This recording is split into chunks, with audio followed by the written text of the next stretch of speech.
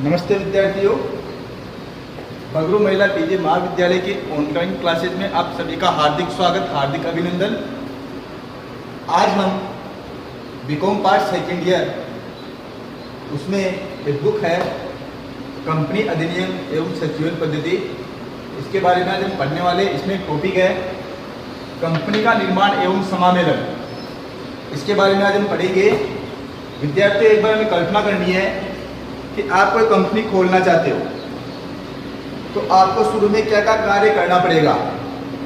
वहीं से ही, आपकी सोच से ही कंपनी के निर्माण का कार्य प्रारंभ हो जाता है कि आपको कंपनी का निर्माण करना है। तो ये कार्य जो होता है, इस प्रकार से हमें बहुत सारी सोच इकट्ठी करनी पड़ती है, बहुत कुछ सोचना पड़ता है। तो इस प्रकार के कार्य जो होते हैं वो कहलाते हैं कंपनी के प्राथमिक कार्य। तो हमने आज इस टॉपिक के अंदर अकॉर्डिंग टू बुक कंपनी के निर्माण की 3 अवस्थाएं हैं। अब वो 3 अवस्थाएं कौन सी है वो देख लेते हैं। अर्थात अगर आप किसी कंपनी का निर्माण करना चाहते हो तो आपको 3 अवस्थाओं से गुजरना पड़ेगा। कि हम ये कह सकते हैं कि आप किसी कंपनी का निर्माण करना चाहते हो तो आपको 3 जो भाग हैं उन भागों से गुजरना पड़ेगा, तब जाके आप अपनी कंपनी का रजिस्ट्रेशन करवा सकते हो, तब आप व्यापार प्रारंभ कर सकते हो। तो देखेंगे विद्यार्थी, वो 3 जो पार्ट है वो कौन कौन से। पहला देखेंगे एक बार,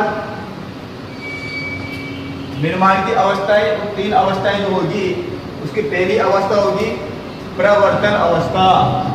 नोट कर लिए विद्यार्थियों, पहली अवस्था है प्रवर्तन अवस्था।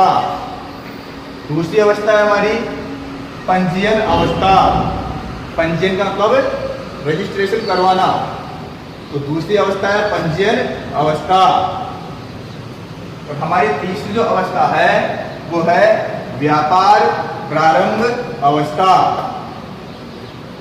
तो हम इसका एक एक टॉपिक लेंगे, एक एक टॉपिक पर चर्चा करने वाले हैं, इसके बारे में आज हम समझने वाले हैं। देखेंगे पहला, हमारा जो पहला टॉपिक है, पहला पॉइंट है वो है प्रवर्तन अवस्था। तो हमने इस जगह प्रवर्तन अवस्था लिख लिया है। तो प्रवर्तन अवस्था क्या होती है इसके बारे में आज हम पढ़ने वाले हैं, ठीक है। प्रवर्तन अवस्था जो होती है व्यक्ति या व्यक्तियों के समूह द्वारा किया गया कंपनी के प्रारंभिक कार्य होते हैं। वो सारे कंपनी के प्रारंभिक कार्य प्रवर्तन अवस्था के अंतर्गत सम्मिलित किए जाते हैं। कंपनी के कौन से प्रारंभिक कार्य देख लेंगे एक बार। आपको जो खोज करनी है, आप कौन सा व्यापार करना चाहते हो इसके बारे में डिटेल लेना, सोचना, जगह देखना, पूंजी की व्यवस्था करना, CA जो है उनसे सलाह मशवरा करना। तो ये सारी चीज़ें, डॉक्यूमेंट एकत्रित करना, आपके अंशों का क्या करना है, प्रोस्पेक्टस जो है वो छपवाना, क्रय विवरण जो होता है उनको छपवाना, कंपनी का प्रचार प्रसार करना, कंपनी के लिए जगह देखना, बिल्डिंग देखना, मशीनरी खरीदना। तो सामान्य व्यक्ति जो है, अगर आप किस प्रकार की कंपनी खोलना चाहते हो उनसे प्रारंभिक अनुबंध करना। तो इस प्रकार के जो कार्य करने होते हैं कंपनी के निर्माण से पहले करने होते हैं, क्योंकि सारी डिटेल जो है कंपनी का निर्माण करने वाले, कंपनी का पंजीकरण करने वाले जो हमारे रजिस्ट्रार होते हैं उनके पास में सारी डिटेल भेजनी होती है। तो कंपनी तो तब कहलाएगी जब वो कंपनी का निर्माण हो गया होगा, उसका रजिस्ट्रेशन हो जाएगा, तब वो कंपनी कहलाएगी। तो इससे पहले, निर्माण से पहले जो भी कार्य होते हैं उन्हें हम कहते हैं कंपनी के प्रारंभिक कार्य। तो वो अवस्था कहलाती है प्रवर्तन अवस्था। आया विद्यार्थियों समझ में। कंपनी के निर्माण से पहले और कंपनी को खोलने के बारे में आपने सोचा, वहां से लेके निर्माण तक का जो भी कार्य आप करोगे, CA से सलाह लेना, रजिस्ट्रेशन के पेपर इकट्ठा करना, जो मैंने अभी बताया है, वो सारी चीज़ें आप जो करने वाले हो वो कहलाती है कंपनी की परिवर्तन अवस्था कहलाती है। तो आइए इसकी परिभाषा देख लेते हैं, परिभाषा पढ़ लेते हैं एक बार। यहाँ पर हमने इसकी परिभाषा लिखी है विद्यार्थियों, एक बार देख लीजिए। प्रवर्तन का तात्पर्य व्यवसायिक सुअवसरों की खोज करना, अर्थात मार्केट में कौन सा व्यवसाय चलेगा इसकी खोज करना कि आप ऐसा कौन सा व्यवसाय प्रारंभ करो जो आपको प्रॉफिट और मार्केट में चले, हम प्रतियोगिता में अपने जो है स्थान बना सकें, ऐसे सुअवसरों की खोज करना। तो ये प्रवर्तन का पार्ट है, ठीक है, व्यवसायिक सुअवसरों की खोज करना। इसके बाद में आगे आते हैं, तत्पश्चात सुअवसरों की खोज करने के बाद में लाभ कमाने के उद्देश्य से, अर्थात जो भी व्यक्ति कंपनी खोलता है, सरकार खोलती है तो हो सकता है वो धर्मार्थ के लिए खोल सकती है या फिर सामाजिक कल्याण के लिए खोल सकती है, फिर सामान्य जो कंपनियां खुलती है वो लाभ कमाने के लिए खुलती है। तो ये कह रहा है कि सुअवसरों की खोज करना पहला। दूसरा कह रहा है कि तत्पश्चात लाभ कमाने के उद्देश्य से पूंजी, संपत्ति तथा प्रबंधकीय योग्यताओं को व्यवसायिक इकाई के रूप में संगठित करना, अर्थात वो लाभ कमाने के लिए क्या करेगा, उसकी जो पूंजी संपत्ति है वो और उसमें जो प्रबंधकीय योग्यता है इनका वो उपयोग करेगा, उनको संगठित करेगा। और संगठित करने के बाद में एक व्यवसाय का निर्माण करेगा, एक कंपनी का निर्माण की प्रक्रिया को अपनाएगा, जिससे कि वो क्या कर सके, लाभ कमा सके। मेरा लाभ विद्यार्थियों वो लाभ कमा सके। ये हो गया प्रवर्तन कार्य। इसमें हमें क्या समझ में आ रहा है कि कंपनी के निर्माण से लेके कंपनी की खोज करना, वो क्या काम करना चाहता है। तो इस प्रकार का जो भी प्रक्रिया की जो भी कार्य होगा वो प्रवर्तन कार्य कहलाएगा।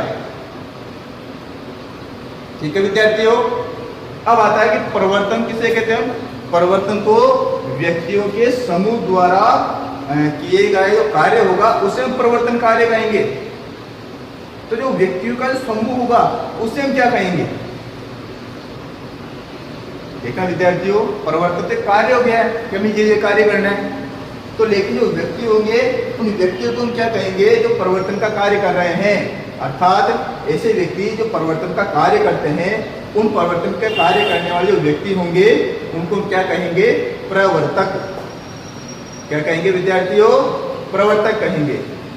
प्रवर्तक तो व्यक्तियों का समूह हो गया जो कंपनी का निर्माण करना चाहते हैं, और कंपनी का निर्माण का जो कार्य होता है वो कहलाता है प्रवर्तन कार्य।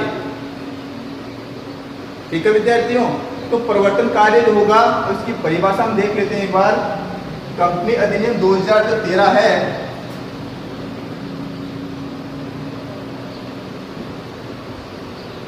ये विशेष रूप से ध्यान रखना है विद्यार्थियों आपको कि पहले जो है कंपनी अधिनियम 1956 में कोई प्रवर्तक नाम की जो परिभाषा थी वो थी नहीं। सामान्य रूप से समझाया गया था कि प्रवर्तक ये व्यक्ति होते हैं, परंतु कंपनी अधिनियम 2013 जो आया है इसमें कंपनी अधिनियम के अंतर्गत लिखा गया है कि प्रवर्तक हम कौन से व्यक्तियों को कहेंगे, जो कंपनी के प्रारंभिक कार्य करेंगे। तो यहाँ पर इन्होंने 4 भागों में बांटा है कि अगर ये चारों गुण किसी व्यक्ति में पाए जाते हैं या इनमें से कुछ गुण भी पाए जाते हैं जो ये दर्शाते हैं कि ये कंपनी की कार्यभार को संभाल रहा है, तो एक प्रकार से वो प्रवर्तक ही माना जाता है। तो 4 पॉइंट कौन से हैं कंपनी अधिनियम 2013 के अकॉर्डिंग, जिन्हें हम प्रवर्तक कहेंगे। देखेंगे एक बार, इसका पहला जो पॉइंट है वो है, यहाँ पर देखेंगे, प्रवर्तक के रूप में नामित हो। अर्थात ऐसा व्यक्ति जब कंपनी का रजिस्ट्रेशन करवा रहे हैं तो वहाँ पर जो उनके डॉक्यूमेंट हैं, रजिस्ट्रेशन के लिए जो डॉक्यूमेंट भेजेंगे उसमें साफ साफ लिखा हुआ है कि ये जो व्यक्ति है प्रवर्तक के रूप में कंपनी के लिए कार्य कर रहा है। तो ये क्या हो गया है, वो प्रवर्तक कहलाएगा फिर, क्योंकि डॉक्यूमेंट में लिखा हुआ है कि ये व्यक्ति प्रवर्तक जो है प्रवर्तक के रूप में काम कर रहा है ये व्यक्ति। ठीक है, तो रजिस्ट्रार जो है, रजिस्ट्रार गवर्नमेंट का होता है। जब उसने मोहर लगा दी कि ये व्यक्ति प्रवर्तक है तो हमें तो कुछ मानना ही होगा। ठीक है विद्यार्थियों, तो पहला पॉइंट हमारा ये प्रवर्तक के रूप में नामित व्यक्ति, उसका नाम लिखा होगा, उसका एड्रेस लिखा होगा, सारी डिटेल यहाँ पर दी जाएगी आपको। पंजीयन जो आप कराओगे, डॉक्यूमेंट भेजोगे, उसमें लिखना होगा। इसका दूसरा पॉइंट है वार्षिक विवरणी के प्रवर्तक के रूप में पहचान कराई गई हो। तो वार्षिक विवरणी होती है, तो 1 साल के जो भी डॉक्यूमेंट बनाए जाते हैं व्यवसाय से संबंधित, जो वार्षिक सभा होती है उसमें उसका परिचय करा दिया गया हो कि ये व्यक्ति जो है हमारी कंपनी का प्रवर्तक है। तो वहां पर आने वाले सभी जो शेयर होल्डर होंगे उनको ये पता चल जाएगा कि ये व्यक्ति प्रवर्तक है, और कंपनी स्वयं ऐसा बोल रही है कि ये व्यक्ति प्रवर्तक है, तो सभी व्यक्ति इसको प्रवर्तक मानते हैं। तो सरकार भी उनको, गवर्नमेंट जो होगी, रजिस्ट्रार जो होगा, वो भी उन्हें प्रवर्तक ही मानेगा। तो ऐसे दो व्यक्ति प्रवर्तक कहलाएंगे। अब आते हैं तीसरे पॉइंट की तरफ। तीसरा पॉइंट कह रहा है हमारा कंपनी के कार्यकलापों पर नियंत्रण करना, अर्थात कंपनी का जो भी कामकाज होता है, कंपनी में जो भी मुख्य कार्य होता है, उन मुख्य कार्यों में या सामान्य कार्यों में जितने भी कार्यकलाप होते हैं उनको प्रत्यक्ष रूप से या अप्रत्यक्ष रूप से वो नियंत्रित करता हो। एक प्रकार से कंपनी जो होती है उसको नियंत्रण करने वाले व्यक्ति जो होंगे वो प्रवर्तक कहलाते हैं, उसकी श्रेणी में आ जाते हैं, प्रवर्तक की श्रेणी में। और सरकार उनको प्रवर्तक ही मान के चलती है। ध्यान से सुन ले, ऐसे व्यक्ति जो कंपनी पर प्रत्यक्ष या अप्रत्यक्ष रूप से, अर्थात कंपनी के अंदर रहकर भी वो डेली आ सकते हैं या 2-4 दिन में एक बार आ सकते हैं और कंपनी को कंट्रोल करते हो, ऐसे व्यक्ति भी प्रवर्तक कहलाएंगे। दूसरा, जो कंपनी में डेली नहीं आते हो परंतु कंपनी पे नियंत्रण कर रखा हो उन्होंने, वो कहीं बाहर रहते हो या कहीं विदेश में रहते हो, अन्य किन्हीं कंपनी को संभालते हो परंतु इस कंपनी पर भी कंट्रोल कर रखा हो उन्होंने, वो व्यक्ति भी प्रवर्तक ही कहलाएंगे। ठीक है विद्यार्थियों, चौथा है हमारा, इसी का चौथा पॉइंट है हमारे पास, जो आदेश, निर्देश, सलाह आदि देता हो। देखेंगे विद्यार्थियों, ऐसे व्यक्ति जो आदेश देता हो, निर्देश देता हो, सलाह देता हो, लेकिन एक विशेष बात का ध्यान रखना है कि ये वो व्यक्ति होने चाहिए, आदेश निर्देश देने वाले, जो इन ऊपरी 3 जो पॉइंट आ रहे हैं इनमें कहीं ना कहीं सम्मिलित हो। क्योंकि आदेश निर्देश तो जो है वो प्रबंधक जो होता है, जो कंपनी के लिए काम करता है, वो भी आदेश देता है।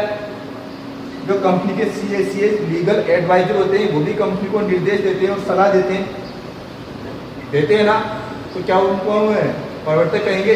नहीं विद्यार्थी, वो प्रोफेशनल है, उनका काम है सलाह देना, इसलिए वो प्रवर्तक यहाँ नहीं कहलाएंगे, क्योंकि वो अपने काम के लिए फीस ले रहे हैं, वो पेशेवर व्यक्ति होते हैं।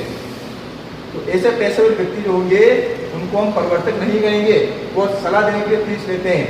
प्रबंधक एक आदेश देगा, निर्देश देगा या सलाह देगा तो वो अपनी सैलरी देगा, अपना पैकेज देगा, उनको हम प्रवर्तक नहीं कह सकते। तो प्रवर्तक के लिए भी क्या चाहिए?